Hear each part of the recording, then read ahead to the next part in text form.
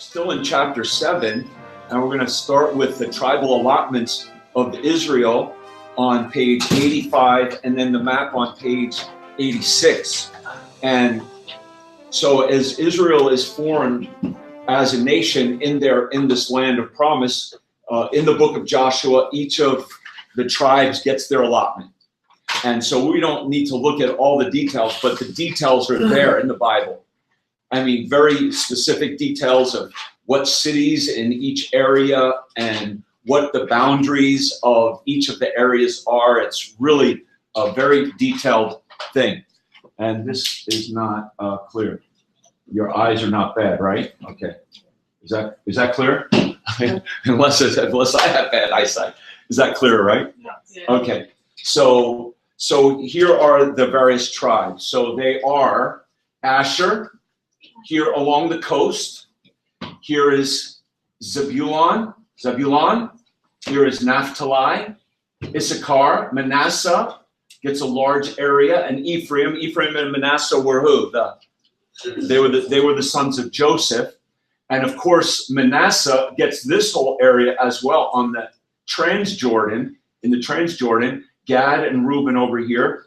And then Benjamin, the last son of Jacob and the son of Rachel as she died, Dan, and then Judah and Simeon down here. Okay, so these are the different tribes. Now, in your notes, the blank number 8 is an important blank. Star that one. It's Ephraim.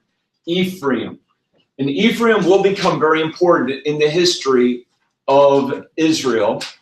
Probably at least first, for this reason, letter A under that, is Shiloh was the place where the tabernacle and the Ark of the Covenant was set up.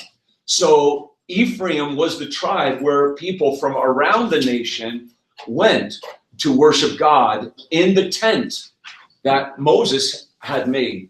And it was there in Shiloh for over 300 years, from my understanding. So this is also the place in Ephraim in Shiloh, and here's Shiloh right here, where Samuel is brought by Hannah and dedicated to the Lord. So that's the blank letter B. This is where Hannah came with Samuel and dedicated him to the Lord. So Ephraim is important, first because it became the central place of worship in the land. But secondly, when the kingdom was divided, Ephraim becomes what? The main tribe of the northern kingdom. So for example, and this will help in your understanding and your reading even of the prophets, when you read in the book of Hosea or even in the book of Jeremiah, he could be referring to the whole northern kingdom, and he calls it Ephraim. So Ephraim becomes kind of another name for the northern kingdom because it was the main tribe of the northern kingdom, because later the capital city of the king, Bethel, was in Ephraim as well. So that's important. You need to know that about just the tribes. You don't have to know all the details of all the tribes, of course. So then Manasseh is also an interesting passage. I think one of the most interesting passages in the book of Joshua, actually, if you look in Joshua chapter 17 and verse 14 to 18, and here the children of Joseph are complaining. So they did have a pride problem because they were, of course, the children of Joseph.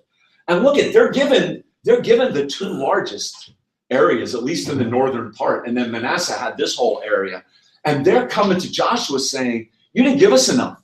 Basically, you don't like what we got." And meanwhile, Dan has this little piece over here, Issachar, Zebulon. They have little spots, right? But in Joshua chapter 17 and verse 14, it says, "And the children of Israel spake unto Joshua, saying, Why hast thou given me but one lot and one portion to inherit, seeing I am a great people, for as much as the Lord hath blessed me hitherto?" And Joshua said basically, hey, if you're so good, if you're great, as you say you are, go possess what is yours. See, they hadn't fully possessed what God had given to them, and they wanted something else. He says, so if you be a great people, get up to the wood country. Cut down for thyself there in the land of the Perizzites and of the giants, if Mount Ephraim be too narrow for thee. So get up to the wood country. Now notice, remember the land itself. Did Ephraim have a hill country? Yeah, that would be in this area close to the Jordan River. But did they have a plain area? That would be over here. So what is Joshua saying? Get up into the hill country. If you don't think it's big enough, go inherit what's been given to you. And they said, the hill is not enough for us. All the Canaanites that dwell in the land of the valley, they have chariots of iron. So the hill isn't enough. And the Canaanites are down in the valley. Remember, they have the chariots. They don't want to be up in the hills with their chariots. They're down in the lower country, in the coastal plains or the Shephelah there. And then he mentions the valley of Jezreel, and they who are of the valley of Jezreel. And Joshua spake to the house of Joseph, even to Ephraim and Manasseh, saying, Thou art a great people, thou hast great power. Thou shalt not have but one lot only. But the mountain shall be thine, it is a wood, and thou shalt cut it down. The outgoings of it shall be thine. For thou shalt drive out the Canaanites, though they have strong chariots, and though they be strong. So he's encouraging them, you are a great people. Trust God and possess your possessions. And what's the practical lesson for us there as Christians? Work hard. Yeah. For one, take responsibility. Yeah, work hard, take responsibility. Be content with what has God given you enough? Yes. Has he given you something even great? I mean, they had a tremendous possession here. They had great variety of land. They had hills, they had valleys, they had streams, they had water, they had everything they needed. Manasseh even had more, going all the way from the Jordan Rift all the way to the Mediterranean Sea. So they just didn't, they had to possess what was theirs. And the same thing in Christ. We have all we need to be truly content and joyful and peaceful, but we have to claim what is ours in Christ. Okay, so Ephraim, Manasseh. Then number 11, of course, this is the tribe of all tribes, perhaps, because it's the Messianic tribe, the tribe through whom Messiah will be born, the tribe of Judah. That's number 11. This would be the central tribe, where the capital city of Jerusalem eventually would be. Now, when they took over the land, they didn't know that at that point that Jerusalem was going to become what it did become. Who captured Jerusalem and made it the capital? That would be David, King David, right? But Judah is, of course, the Messiah's tribe, and this, of course, would be the main tribe, and that's and why often even today we call Jewish people by short what? Jew. They're Jews, and that's short for Judah, because when Israel was taken into captivity by Babylon, then when they went back, the main tribe that went back was the tribe of Judah. So they were the Jewish people, or the Jew. So that's where that name comes from. Simeon and Dan. Now, Dan was also not happy with their allotment over here. And later in the book of Joshua, what they do, they say, hey, there's people up here. There's no legal authority, basically. We could just go in there and just take the land for ourselves. And they went in there and basically took what they wanted to take. So they also were not happy. But they were the first tribe that went into idolatry and just kind of got washed away. And it's the tribe of Dan in the book of Revelation. Remember when the 144,000, 12,000 of every tribe, guess what tribe is not mentioned in that listing? The tribe of Dan. And some people believe it's because that they were idolatrous. They were the first tribe that really apostatized. So perhaps that is the best reason why the tribe of Dan is not mentioned in the 144,000. Okay, so then, so at the bottom there, letter E, again, just to emphasize, this is what you do need to know on this page. The southern tribe of Judah, the northern tribe Ephraim became the nucleus areas of the divided kingdom. Ephraim of the north, Judah in the south. And then on page 43, the Ark of the Covenant was set up in Shiloh in Ephraim for about 369 years until it was taken by the Philistines in battle during the days of Eli. We'll look at a map of that. Okay, any questions about the allotments? This is a good part of the book of Joshua. Joshua is a fascinating and wonderful book. A lot of it has a lot of exciting stories, but then a lot of it has some tougher, just listings of towns and cities. But just think about this also for a moment. There's a uniqueness to the nation. Each tribe has their own allotment, and they weren't supposed to sell their inheritance. They were supposed to pass it in order to keep the inheritance within the tribe. But yet the priestly family was spread throughout the land to give unity. So it was their faith in God that really unified the nation, because the priestly cities were scattered throughout the land, which gave them a sense that we are one nation. And then what else gave them a sense of national identity? They had the 6 cities of refuge. Okay, so that was for all the people. So there were some things that gave them a national identity. I read an article, I thought this was kind of interesting parallel, that in the beginning of our nation, states' rights were very important, individual states. And we still have individual states. But as time has gone on, the federal government has kind of grown stronger. And the same thing kind of happened with Israel. At the beginning, the individual tribes were stronger, but then when they wanted a king, it kind of got more nationalized through the one power, a federal power, if you will. It's an interesting parallel. So was intermarriage between the tribes normal, regular, or? Good question. I think it would be normal, I guess, but they would stay within the tribe, I guess, of the man, I would think. Yeah. So, Good question. Pastor, I'm just wondering, how did the Bible tell us about the allotment of those? Excuse me? How did they divide the land?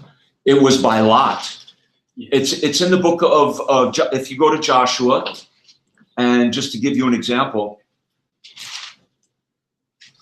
in chapter 15, for example, verse 1, then was the lot of the tribe of the children of Judah by their families. And then it goes on, and it gives all the explanation.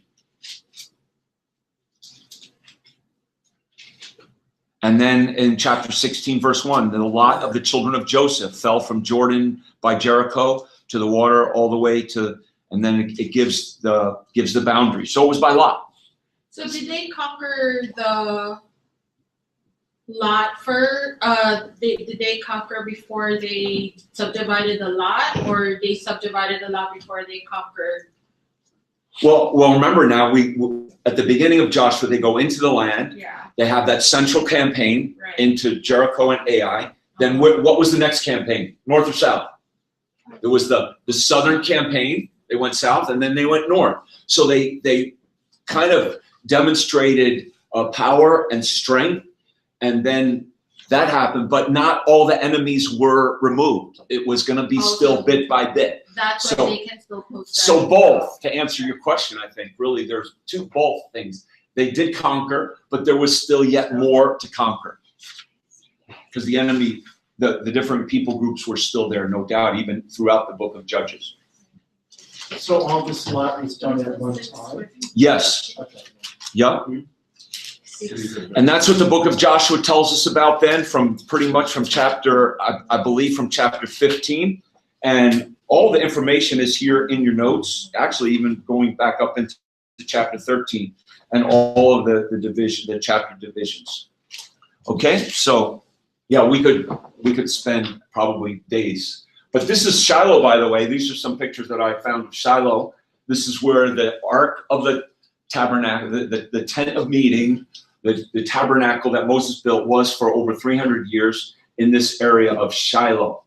I was looking at a National Geographic special about all that region, and back in those days, those areas were covered with trees, but they used them for all the temples and whatever they built back then. But it was all green. It was green. Now it's all deserted. Yeah. Okay, so now this isn't in your notes, but write this down because I think this is important. He has a section on page number 91 about the Canaanite religion of Baal. And so that's page 43. I'm going to go through this pretty quickly, but it is important in reading the Old Testament and reading and even doing geography to understand a little bit about the Baal religion, the Canaanite religion of Baal. So that's letter A, point 4, the Canaanite religion of Baal. And if you look on the second column of page 91 there, and kind of about 2/3 down, he says how far this popular religion, it's right to the bottom. You see the relief there, the picture of the relief? It's right to the bottom on the right-hand side of the relief. It says how far this popular religion went in, what's that word? Syncretizing. You see where I'm reading from? In syncretizing the worship of Yahweh and Baal may be suggested by in these inscriptions. And the inscriptions mention Yahweh, Baal, El, and Asherah. One inscription uses the phrase Yahweh of Samaria and his Asherah. Okay, so he uses this word synchronizing. So I think it is important for us to understand this because this is definitely what's going on in America today. So we have two words here, religious pluralism. So what do I mean by religious pluralism? That is the accepting, and I'm really trying to get right to the point. A lot more can be said, but to narrow everything down, I think accepting different religions as equally true. Religious pluralism is saying that your religion is just as true, just as valid as someone else's religion who is as sincere as you. There's no one absolute truth, but each is equally true. That's religious pluralism. That all religions are on an equal playing field. So I think that kind of has to take place before syncretism takes place. So that's why I put it in here. So syncretism is then the combining or uniting of different religions, taking a little bit of one person's faith and adding it to our faith. So that's what was happening in Israel. And that's what was going on with Baal worship, for one. And then even when King Jeroboam started that other counterfeit Mosaic religion of Jeroboam's religion once the kingdom's divided. So there was a pluralism that took place. Hey, yours is just as true as mine. And then there was a combining or uniting of these religions. So that's what he's saying there is what was going on. And it happened very early. Okay, so the blanks here, letter A, Canaanite religion of Baal. What was its appeal? It had similar features to their worship. It appealed to the carnal appetites of their sinful flesh. One under that, features that counterfeited the Mosaic law. Well, they had a sacrificial system. So you say, oh, well, you offer animal sacrifices, we do the same sacrifices. And they celebrated agricultural feasts. It was basically a religion that focused in on, agriculture and prosperity. Sacrificial system. A was sacrificial system. So they counterfeited. It counterfeited. In other words, it had similarity to the Mosaic law. Say, oh, we're the same. People say that still today, right? We hear it all the time. Oh, all religions are the same. Really, all teach you're supposed to love God, love your neighbor as yourself. All religions teach that kind of thing. So there's no difference. We're all going to the same place, just taking different roads. Okay, so this is religious pluralism. It is deeply set, really ingrained in a lot of Americans' minds. And then a combining of them. And that's what goes on even in Christianity today. So we do need to keep our faith pure into the gospel and to the word of God. Yes, Joni. Is that the same thing as what we call ecumenical? Ecumenical would have more to do with kind of similar. Ecumenical is more the outgrowth of the getting together of different denominations. I look at ecumenical, well, it could definitely be interreligious. In other words, with Buddhists or Muslims or Catholic or Jewish people, as well as interdenominational, everyone just coming together and say we all worship the same God. So it is similar. Yes, I would say there's a similarity. But how are they different? I would say ecumenical is more the practical outworking of it. In other words, if there was a particular, let's say Oprah Winfrey, was going to have a meeting in Yankee Stadium, And she was going to call all the religions together, the Christians, all the different, and the Muslims, and and all that would be ecumenical. But would there be a belief in a religious pluralism? Yeah. Would there be an attempt to maybe syncretize these faiths? Yeah, there would be. So I think ecumenical is more like were they gathering together? This is more just the philosophy behind it. Does that make sense? I think I'm talking something around. That's okay. So let me go back. I'm not ready for that. Okay, so let's just go through this page. A little bit about Baal. El is the head of the Canaanite pantheon. I'm getting this from the page. I've summarized some of the things from page 91. He fathered 70 deities by his wife Asherah. Baal, Lord or Master, whose powers give life to earth. Baal was the god of earthly prosperity. Okay, that's letter A under point 3. So Baal was agricultural prosperity. He was the god of rain and the god who will give you good crops, prosper you. It's kind of like what today? What's popular? What type of so-called Christianity is popular today? What fills Madison Square Garden? Health and wealth, prosperity, gospel preaching. It's kind of that's almost like a syncretism. Health and wealth, prosperity is a syncretism of Eastern thought and New Age philosophies into Christianity. So, and then letter B, fertility aspects, the practice of temple prostitution was prominent in Baal worship, and this appealed obviously to one's carnal pleasures. So that's letter B, carnal pleasures. So it appealed to their desire for prosperity, and it allured them in their sinful delight, in their bent towards sinful pleasure. Now Asherah, that's number 4, Asherah. That's on the top of the second column there, the first complete paragraph. She's the goddess. She is the mother of the gods. A partner to Baal. Asherah is translated groves in the King James Version. So if you actually did just do a search of the word groves in the King James, and you'll see the Hebrew, it's Asherah. So what were the groves? They were, I guess, I've never been to a grove, I'm left to somewhat of my imagination. Or do you understand? I think they were basically like a grove of trees of some kind, but then there was a place for prostitution and for fertility. And really the whole idea of Easter comes out of this. Easter, Ishtar, Asherah, and Easter bunnies, is often an animal of fertility. And really Roman Catholicism is, I think, derives ultimately, from this. This came out of Babylon. I don't want to get too far into this, but Babylonian mystery religions and all kinds of paganism and even Roman Catholicism is all mixed up into this of a religious pluralism and a syncretism and not a pure gospel faith. It's not a pure Bible faith. Okay, so this Baal worship infiltrated the true worship of God from the earliest days when they went into the land in the book of Judges even. And Israel had been commanded by God to cut down all the Asherah groves. Why don't we just look at that one verse?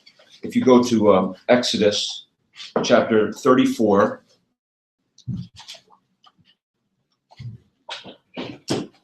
Exodus 34:14, 34:13.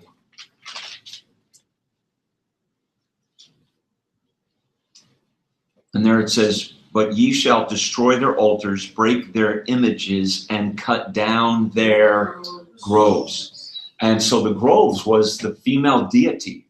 It was the queen of heaven in that sense. Ooh, just like the movie Avatar.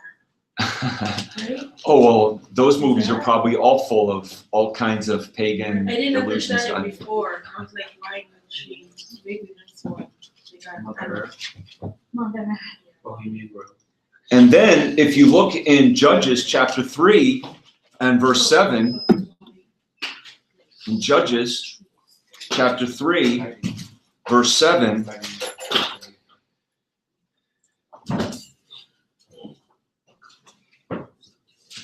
and who has that? Who has Judges 3:7? Ellie?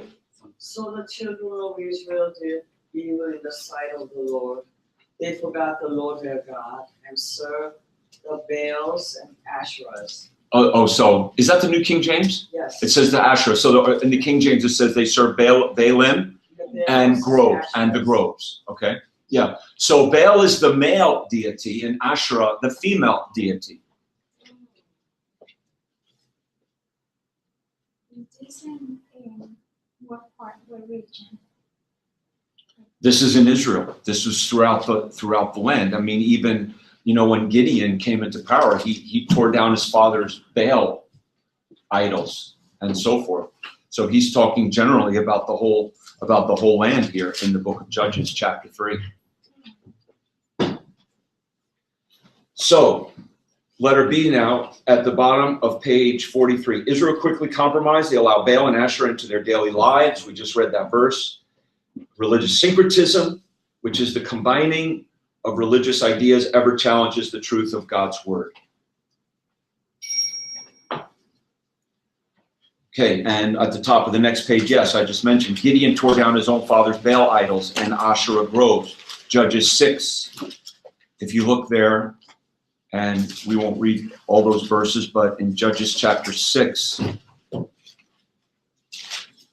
didn't they call, what did they call Gideon? They called him the Baal something, the Baal terror, the terror down of the Baal.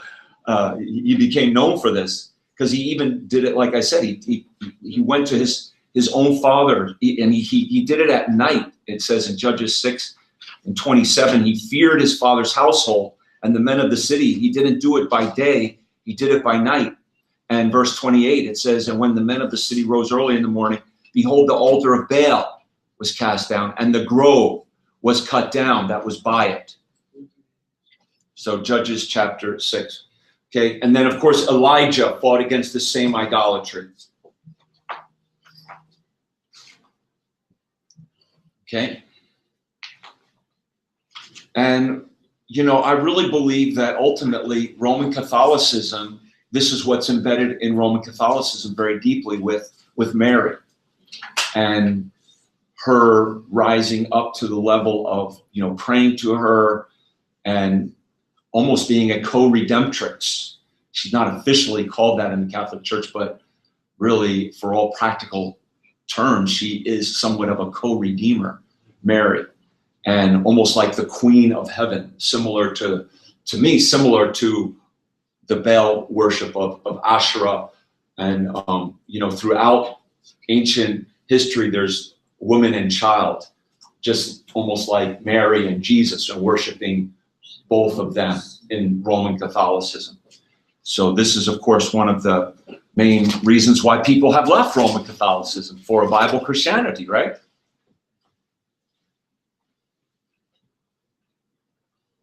Okay, so any questions about that page on Baal worship?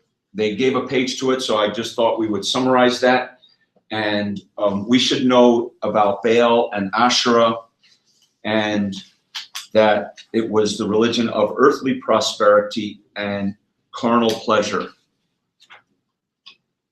Okay, now, so let's move on to the Judges then. And on page 89, he does list the judges here. And you might want to underline these judges here. Underline, because here's all the judges, but the main judges, we will give Othniel. He's considered a main judge, even though not a whole lot is said of him, but still more than what is mentioned of the less main judges, which is just referenced. And then Ehud over here, underline Ehud. Othniel defeated the king from Mesopotamia, Ehud, the king of Moab. Then, of course, Deborah and Barak, they fought against the Canaanites. Here's Deborah, who judged Israel. She fought against the Canaanites. And then Gideon, he fought against the Amalekites and the Midianites. Remember the Midianites? They were way down in Saudi Arabia where the Mount Sinai potentially is. Okay, so Gideon, and then Jephthah, who fought the Ammonites and the Philistines. Jephthah was from the Transjordan, from Gilead. And then, of course, lastly, Samson. So these are the judges. And Samson was from the tribe of Dan. Okay, so we're going to look at some of the key battles of these different judges. So if you look on page 92, and number 1 in your notes on page 44 is Ehud. And Ehud basically liberates Jericho. Isn't that kind of interesting? They had to redo what they had already attacked and defeated. Yeah. So Ehud liberates Jericho once again because the king of Moab, his name was Eglon, he came over and he took Jericho. It tells us in Judges chapter 3. Now notice the mention here as well. It says in Judges chapter 3 verse 12, the king of Israel did evil in the sight of the Lord. The Lord strengthened Eglon, king of Moab, against Israel because they had done evil in the sight of the Lord. And he gathered to him the children of Ammon and Amalek and went and smote Israel and possessed the city of palm trees. Now the city of palm trees is what city? Jericho. That is the city of Jericho. So the king of Moab didn't do it by himself. He gathered who to help him? The kings of Ammon and the Amalekites, who were somewhere over here as well. So he gathered some of these other enemy groups and fought. So then Ehud comes along, and he was a left-handed man. And I don't know if I should say this, but I think it's kind of fun. I heard somebody say this is the story when Lefty let Fatty have it. Okay. I just had to say it. I know I shouldn't shame you, but Lefty, because it says he put the knife in him and the fat. I mean, it does say it. It says and it says he was a very fat man. It does say it. So it says it in the text, and the fat went around. He couldn't even pull the sword out.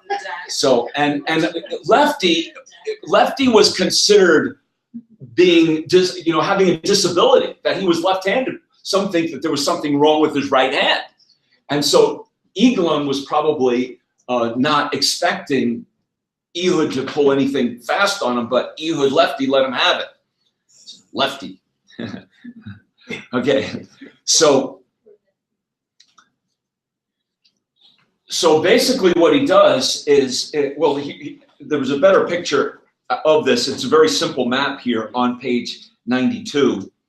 And so he comes and he liberates Jericho, basically, and then he flees. He goes back up into the hill country. That's the red line on page 92. So that's what Ehud does. He liberates Jericho.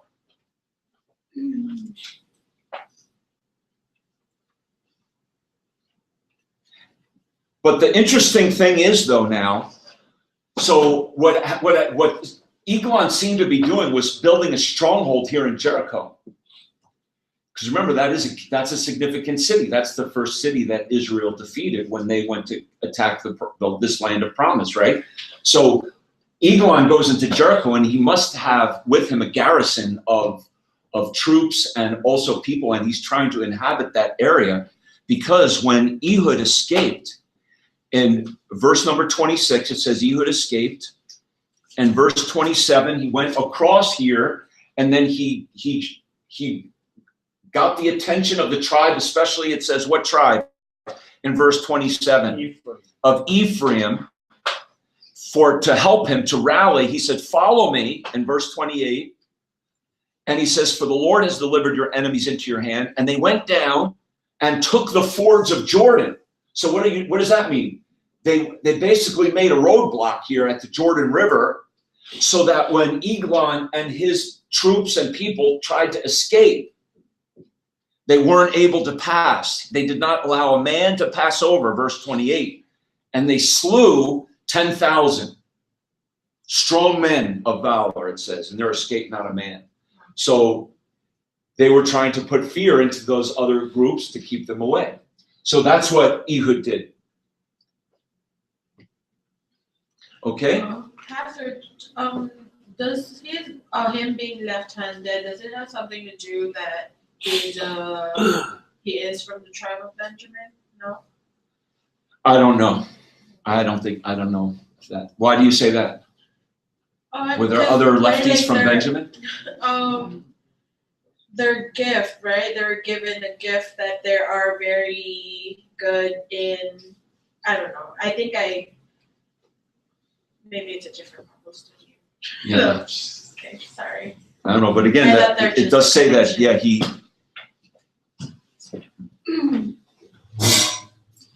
Okay, so then number 2 under that is Deborah and Barak. Now they fight the Canaanites. So Ehud fights the Moabites, those descendants of Lot. And Deborah and Barak fight the Canaanites. And so here we read in Judges chapter 4, who was the king? Where was this king from? In Judges chapter 4, verse 2. What city was he from? Hazor. So here's Hazor. Now, do you remember Hazor? Go back in your book to page 81.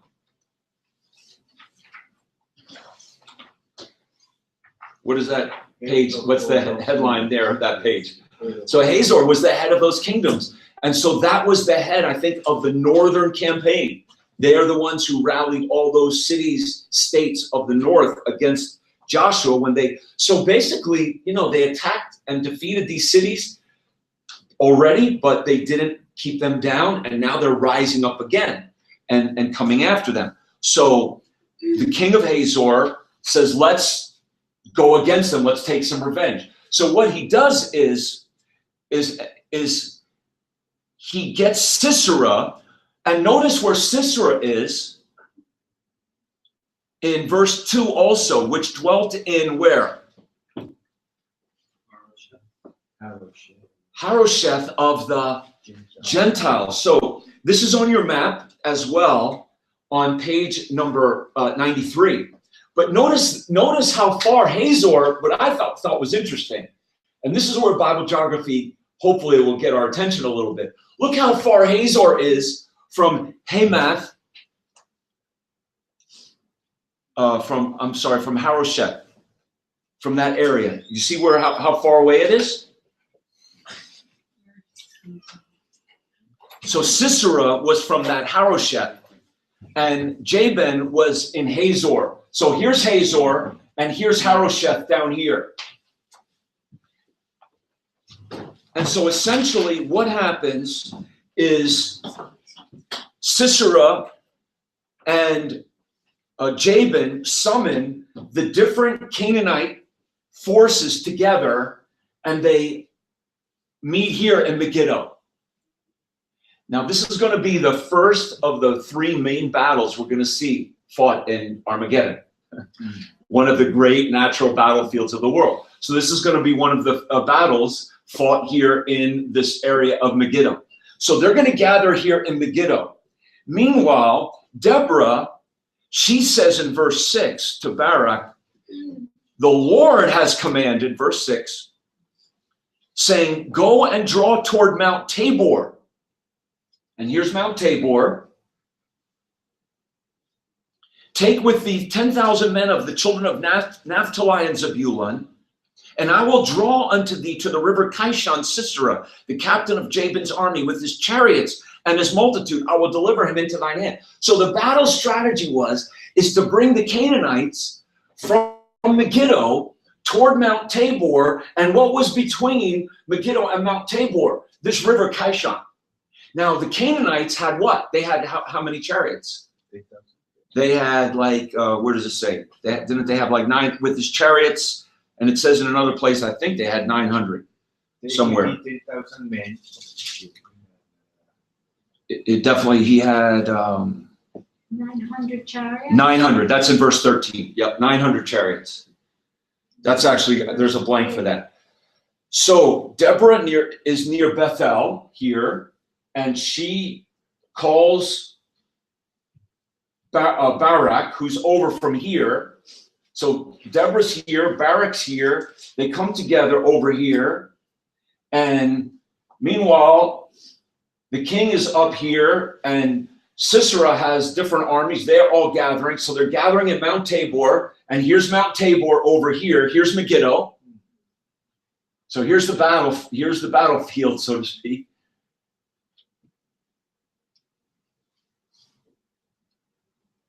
So if you look then in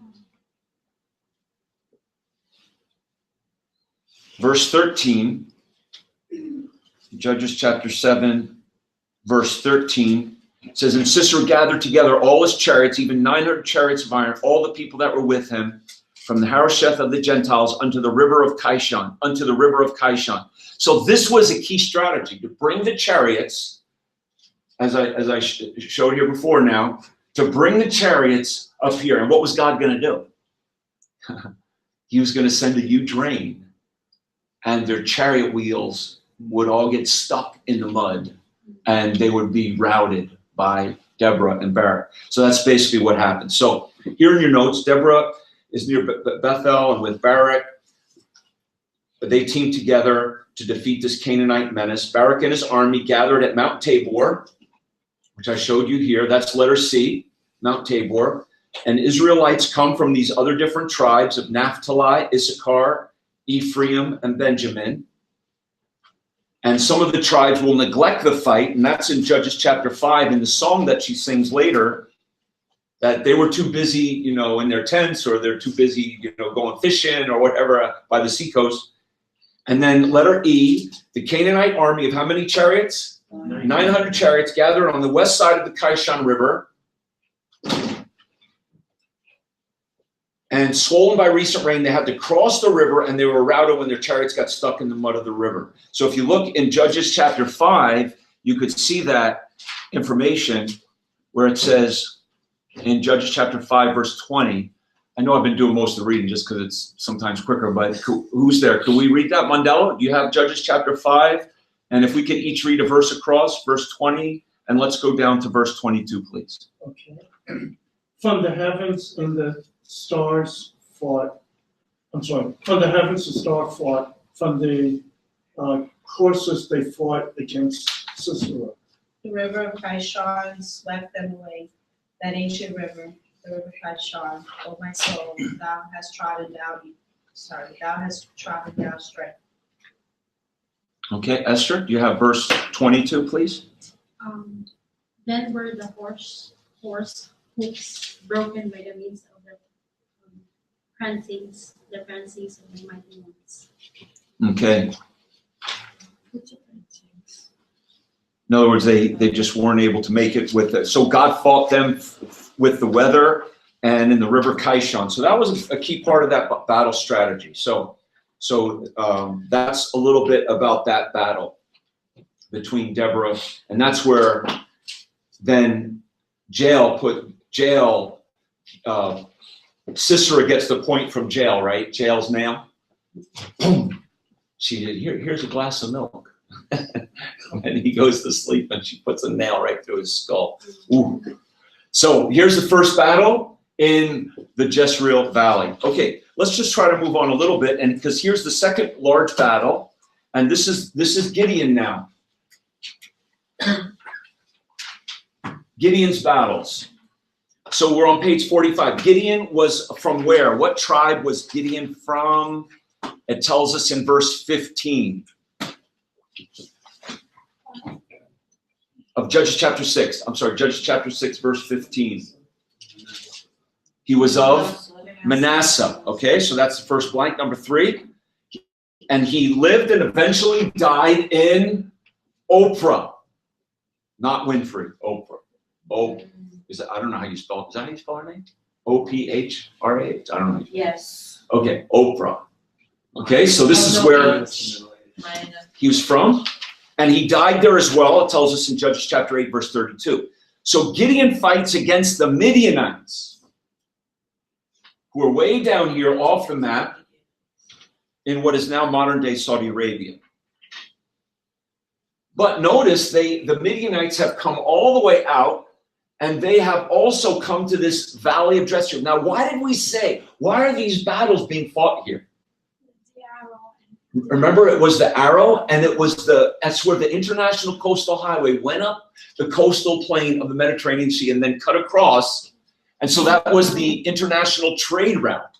And so if you could control that area again, you control trade. And if you control trade, you control what? Money, and you can force taxes and things like that. So this was a very desired area. So they're fighting for it once again. Gideon's army gathers, it says in Judges 6:35, from the different tribes. Judges 6:35, they come from where? From Asher, Manasseh, Zebulun, and Naphtali. So they come from these different tribes. And then Gideon brings his army, it says in Judges chapter 7, verse 1. Where does he bring them? And here's a location. He brings them to where? The well of Harod. So that's letter C. He brings them to the well of Harod, and who was on the north side of them? The Midianites, and they were by where? The hill of Morin. So remember Mount Tabor? That's where Deborah and Barak fought from. But now the enemy is right here. Here's the same picture, but a different hill. So the enemy is here at this hill of Morin.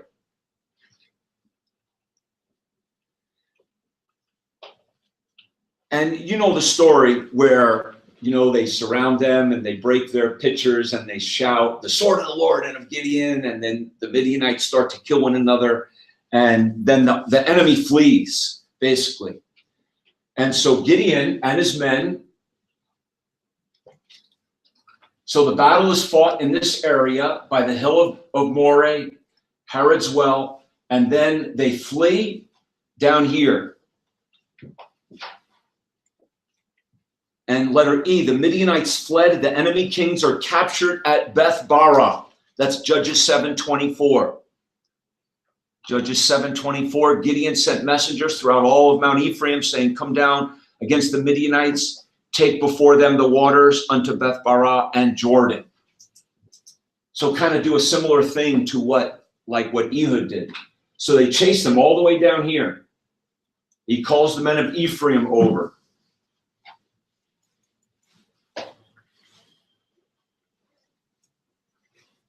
And how was Gideon described in his 300 men? Haven't lost one yet. Not one has died. Those 300 men, how are they described? In a beautiful way, I think. And sometimes how we have to fight for the Lord.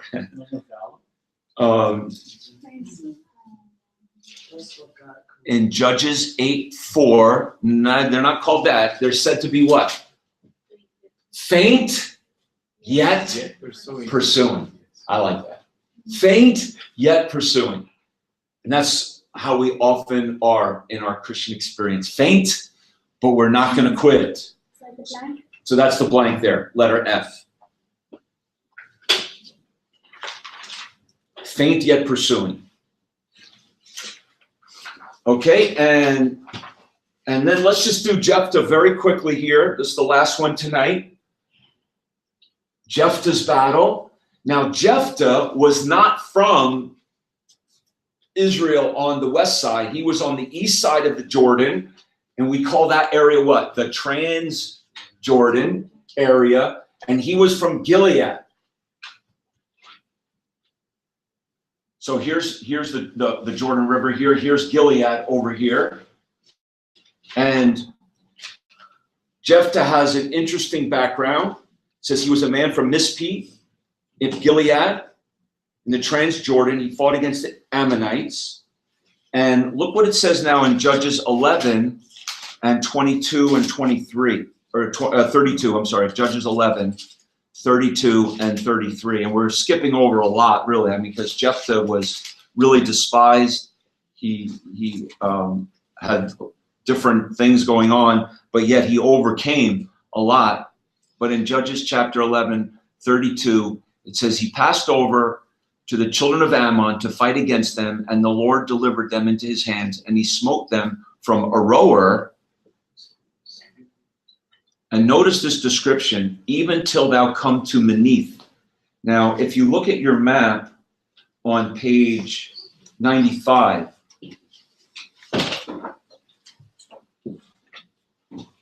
so in this map, the Ammonites had been raiding into Israel. That's described by the green. So they were going over the Jordan River, attacking. So Jephthah's army comes against them to drive them back.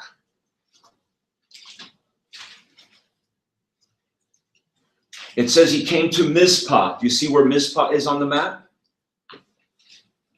It says he came to Mizpah here. That's the city with the white dot.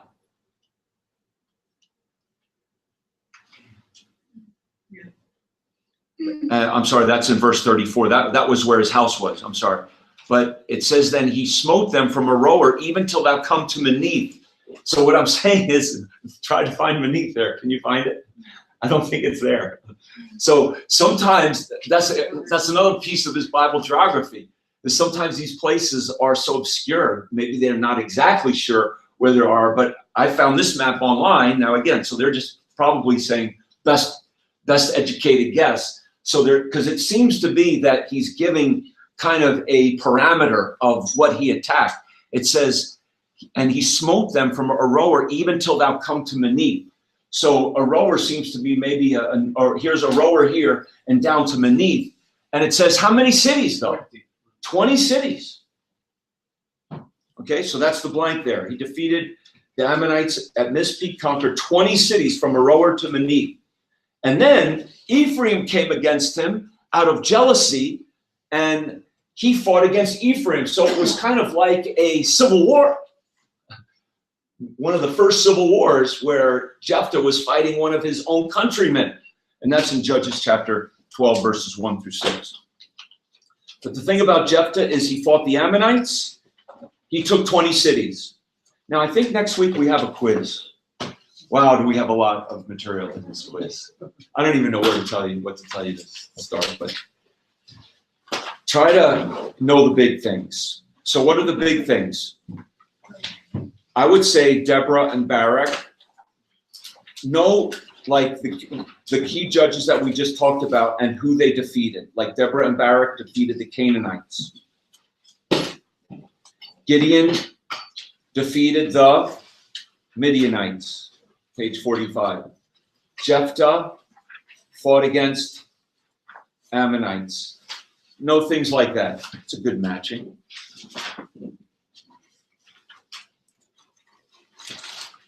Pastor, if you don't mind, what's the answer for page 44, number 2, letter A?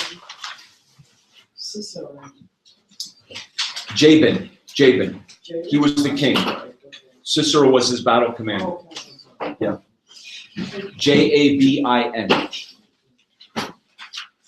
Okay, and do you have any questions? Do you want me to? Yes.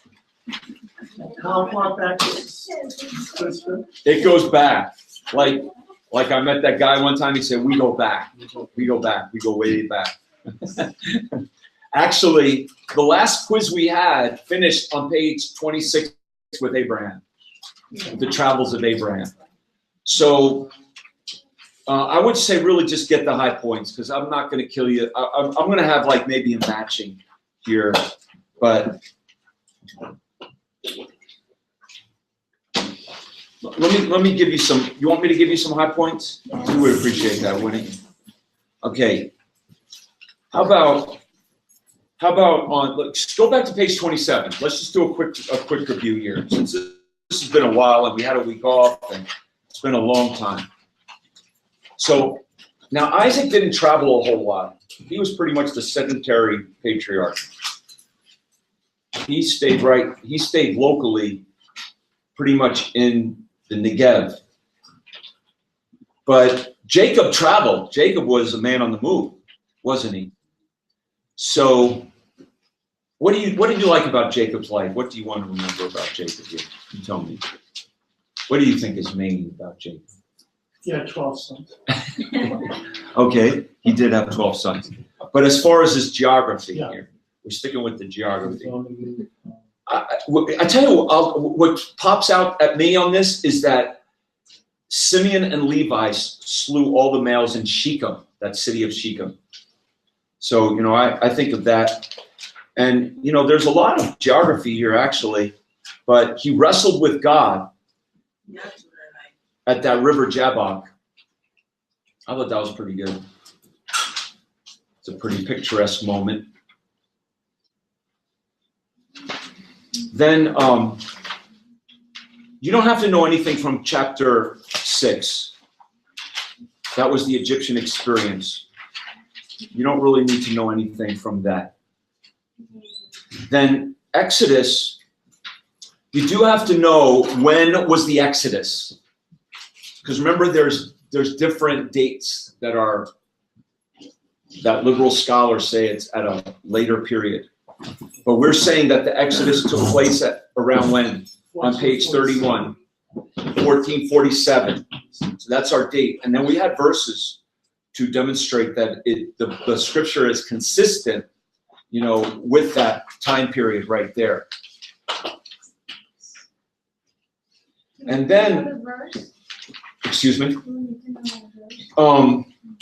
Yeah, you should know at least, one or more of those verses. I don't want to put myself into a corner here, but you should know, because I think I have them starred. I have that starred. Do you have it starred? Yeah. You do have it starred. So at least know one of them. How about that? At least know one of those verses to show that the date is 1447. And then, of the 3 routes for the Exodus, and I thought this was one, at least for me, I did not come across this. And I mentioned earlier on a main news site that I go to, the Drudge Report, there was actually an article today linked on the Drudge Report for this Exodus route being through the Gulf of Aqaba at Nueva Beach. I just like how that sounds too. Nueva Beach, through the Gulf of Aqaba. And so that is going to be, at least what our understanding, the best theory for the Exodus route at this point. So that would be the southern, that would be more, no, that would be a central route theory. That would be the central route. So there was a northern route theory. That was the least possible. The southern route theory is maybe a more traditional view, but the central route is they went through the Sinai Peninsula. And a main reason for that, again, on page 34, God brought them out of Egypt. They went out of Egypt before they crossed the Red Sea. And they traveled day and night, and they got to Nueva Beach there. And so we looked at all that. So, and then some of the evidences of that. What were some of the evidences that this is a good possibility? Remember, there were chariot wheels. There's the split rock. There's the cave of Elijah. There's the altar that Moses built. When they came out of the land there, and so forth. And it's all here in your notes. The darkened mountains of Sinai. Okay. So then we come now to chapter 8, where we've been the last few weeks. And so we talked about the 3 main campaigns, which were the central, the southern, the northern campaigns. And then the 2 main tribes we just talked about tonight. And so we hit at those, so we don't have to repeat that. So I think that's good. Know the big stuff, and you'll do great. And we won't have a memory verse. How's that? Just focus on studying your notes.